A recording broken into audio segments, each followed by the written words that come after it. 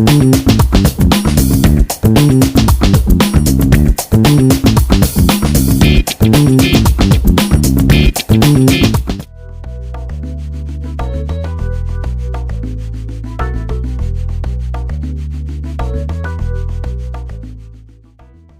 to another of our videos. This one's on transmitters, part 3, dual rate and exponential. This is actually going to be split up into 3 videos, so make sure you know which one you're watching. First video is going to be over dual rate and exponential theory. We'll have some video illustrations, and we'll just teach you what dual rate and exponential are without any specific transmitter programming. Now that we've covered the dual rates, let's talk a little bit about exponential. I've cleared this graph here because I only want to talk about exponential. We'll cover how dual rates and exponential mix after this segment. With our transmitter stick movement here and our servo throw being graphed here, we use exponential to define a method so that it can numb the sticks, the transmitter stick, around its center point, changing the servo arm throw based on the location of where your transmitter stick is. So your typical exponential graph, if I were to graph this out, looks something like this. At 100%, we'll assume this is like a high rate where it's just it would be a linear line if I didn't have any exponential on. We'd start here at the corners, meaning as our transmitter stick is moved from center all the way to one end, the servo arm is moved all the way to its end point. And it looks like it's going to start to go towards that corner, but it actually takes a curve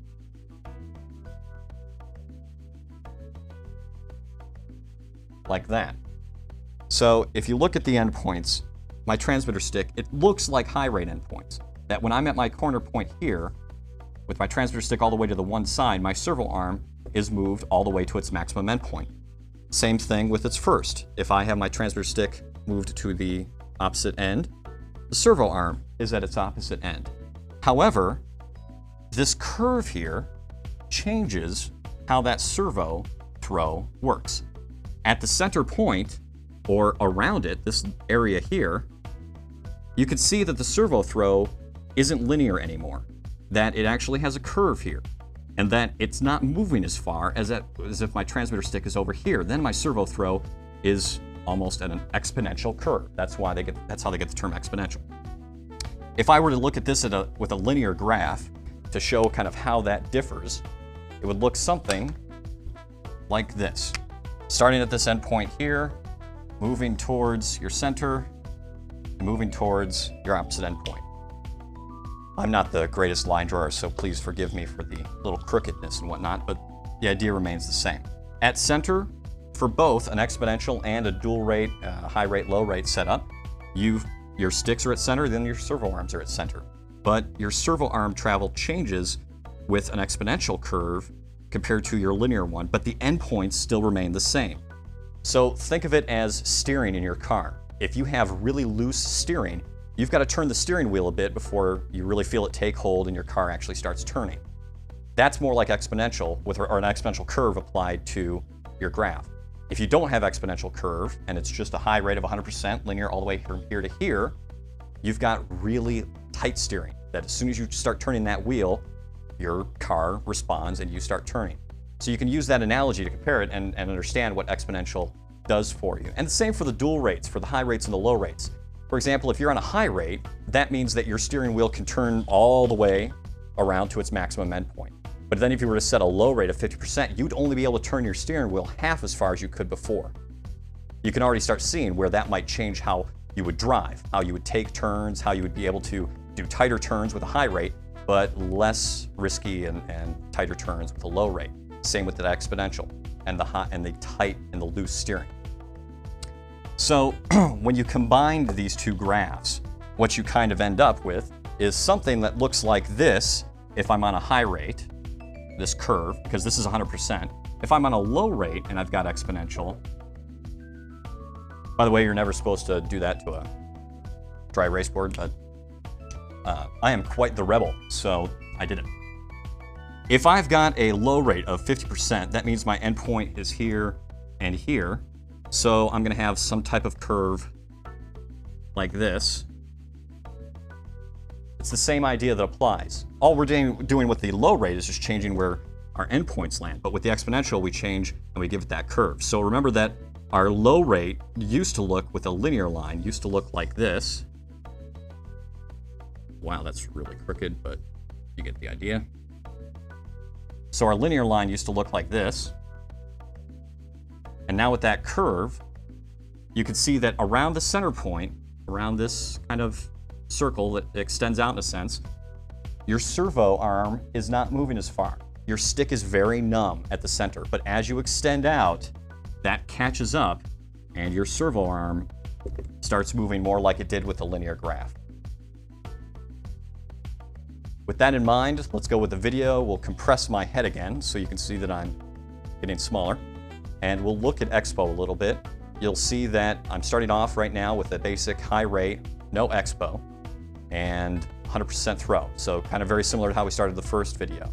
As I move the transmitter stick, I move all the way in a linear line from this point to this end point. As my transmitter stick moves from left to right, servo arm also moves from its maximum endpoint to its opposite endpoint. Okay, now magic hands flick the exponential, which is basically just another setting in the dual rate setting. So I'm flicking from a high rate to a low rate. We'll say that the low rate is still 100% servo throw, but we'll have exponential on it, where with the high rate, it was 100% servo throw without exponential. So now exponential's turned on. Now I'm moving that stick, my transmitter stick, left and right, and now I'm actually following more of a curve.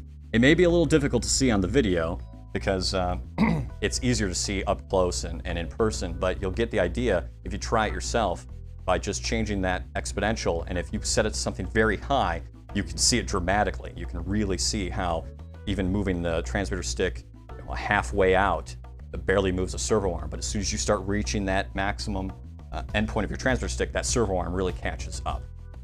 Now that we've covered dual rates and exponential in video and graphic forms, let's ask ourselves why we might want to make changes to our transmitter. Well, first one might be training.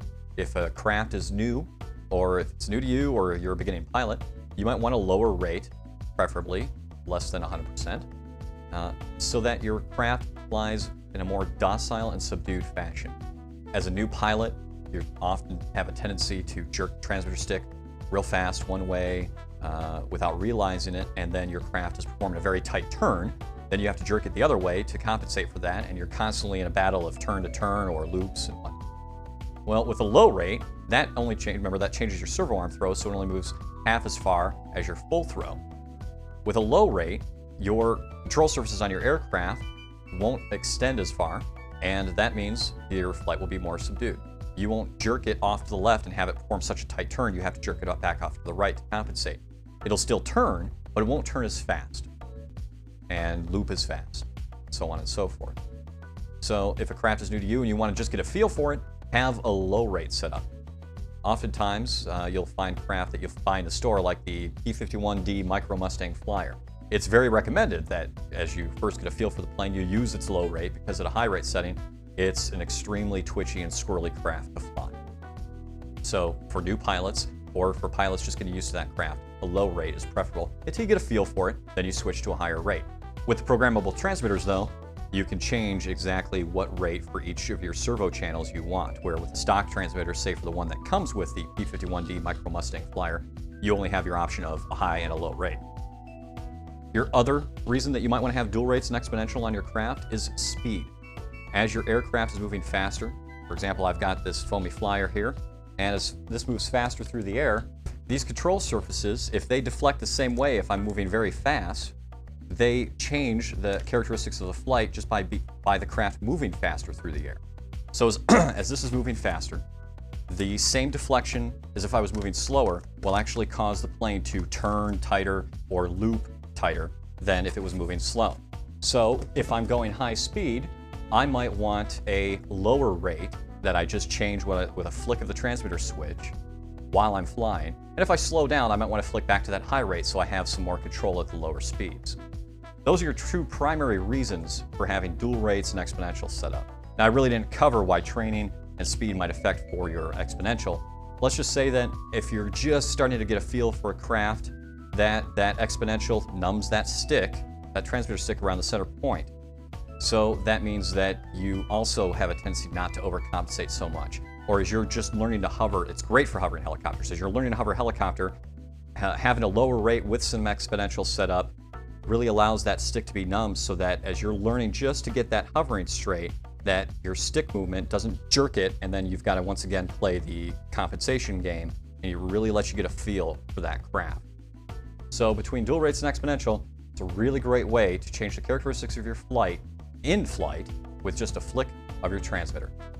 This covers the first part of our Transmitter Part 3 series on dual rates and exponential. The next two videos will cover the specifics of changing dual rate and exponential for both a helicopter and airplane with your DX6i and DX7 transmitter. I'm Eric R. Christoph of Hover and Smile. Thanks for watching.